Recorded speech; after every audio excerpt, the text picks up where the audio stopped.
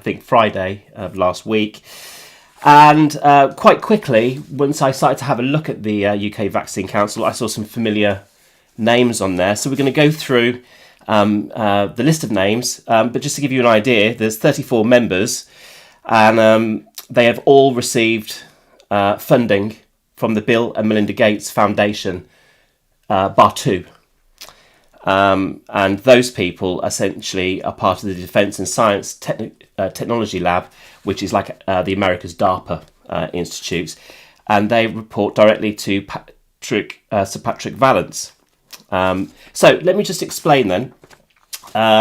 Bill Gates and GlaxoSmithKline have a business relationship worth about £1 billion. That's really important to understand. Just to show you how close their relationship is, they've worked on projects in India where they're actually under investigation for harming people with the vaccine program that they did there. And the Emma Walmsley, who is the CEO of GlaxoSmithKline, also sits on the board of Microsoft. And that's really important to note. And apparently she sits next to Bill Gates on the board. So that means something as well.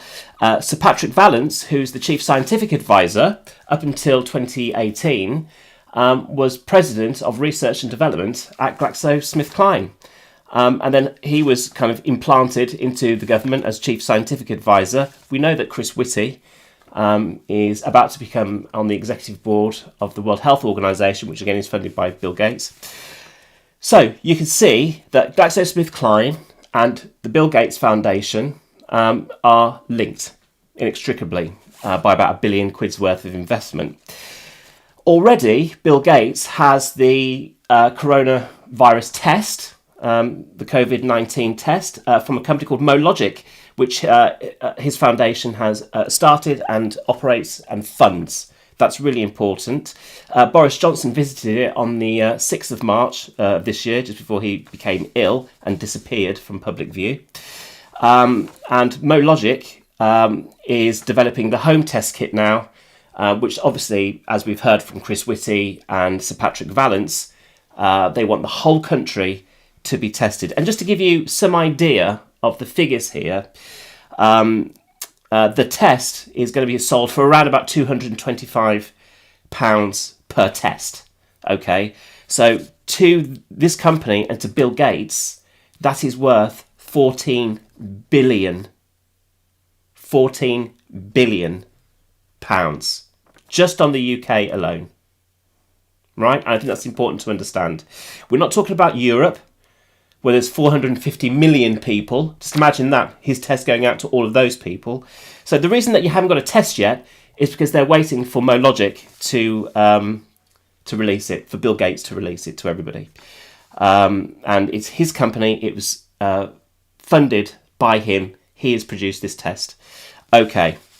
And so we're going to look down the list of these people and to see the links between the Bill Gates Foundation and the so-called UK Vaccine Network, which is supposed to be independent, which is supposed to be impartial. But sadly, as I have learnt, it is far from that. So the first name on the list, bear with me, and I hope you don't find this boring, but I think it is important to go through each name and to say how much they've got. Now, some of them, we don't have a figure because it's not public knowledge, but we know they've received funding because that is public knowledge.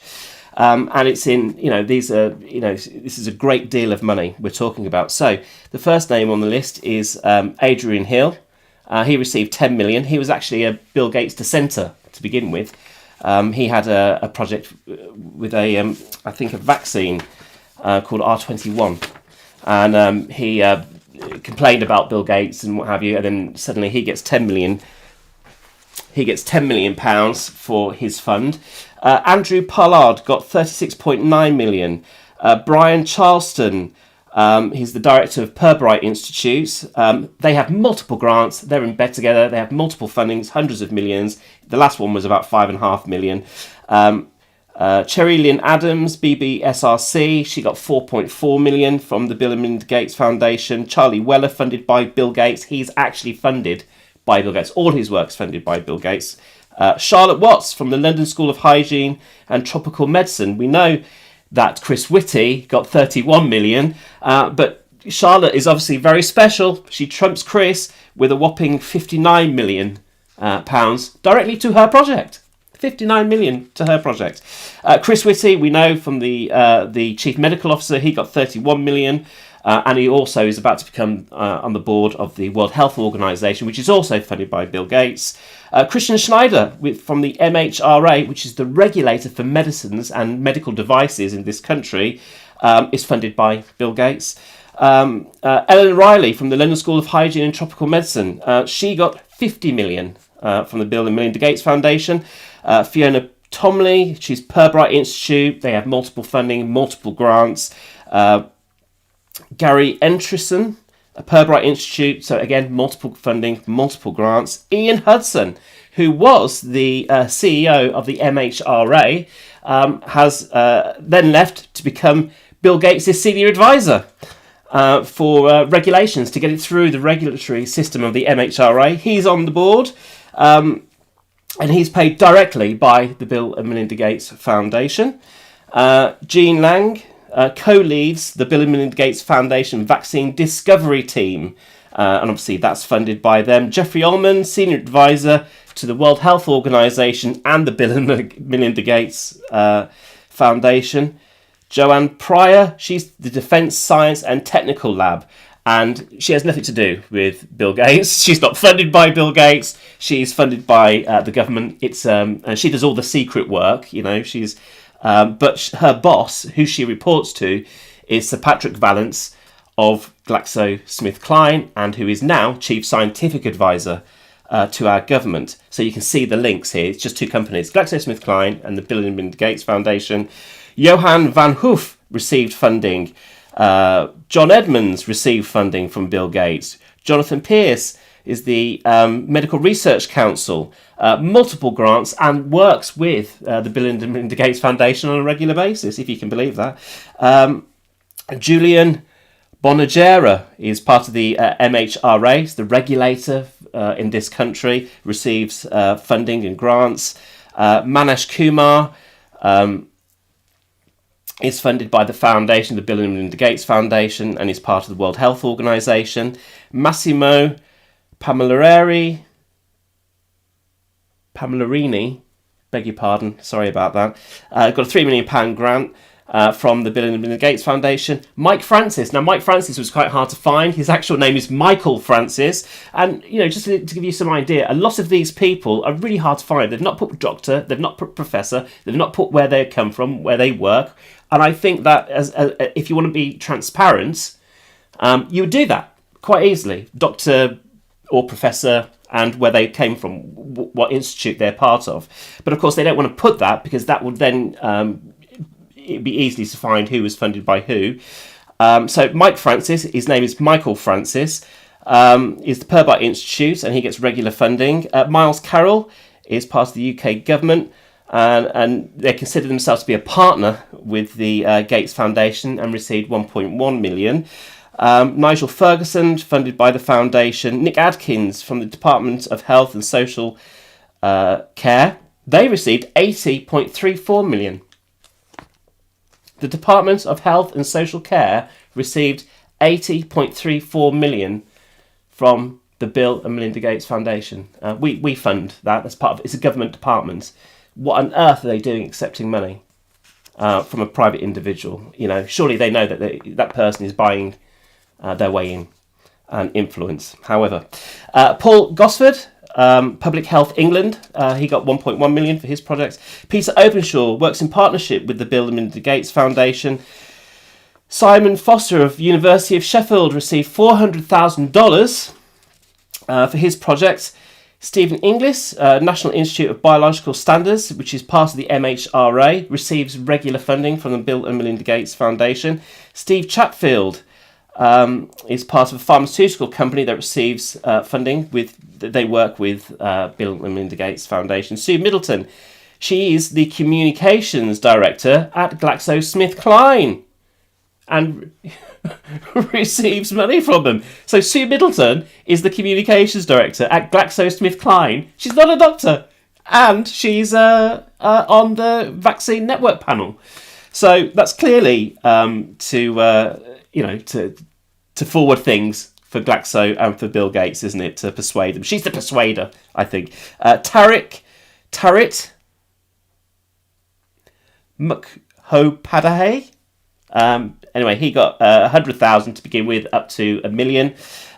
Timothy Atkins, he's part of the Defence Science and Technical Lab. Again, they have nothing to do with Bill and Melinda Gates Foundation, but they report to Patrick Vallance, who's the Chief Scientific Advisor.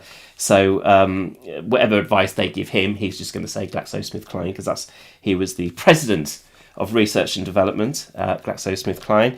And Zhao Ning Zhu from Imperial College receives regular funding. So that's the list of the impartial UK vaccine network. And so just looking at the numbers that we've got already, because a lot of these is just receives funding, because we couldn't actually find out without really getting into it. A lot of that information is not public knowledge. So just on the basis of this, let me just give you some numbers.